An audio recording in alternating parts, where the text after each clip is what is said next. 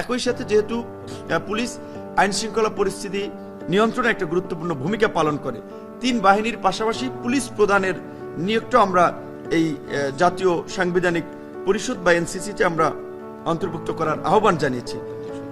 এখানে আপনার তত্ত্বাবধায়ক সরকার কিংবা আপনার এই নির্বাচনকালীন সরকারের মেয়াদ সংবিধান সংশোধন কমিটি এবং নির্বাচন সংস্কার কমিটি দুইটাতে 2 ধরনের মত এসেছে। আপনারা জানেন, এক জায়গায় 3 মাস এক কমিশন বলেছে, আর এক কমিশন 4 মাস। আমরা বলেছি এটা 4 মাস করা যায় এবং এই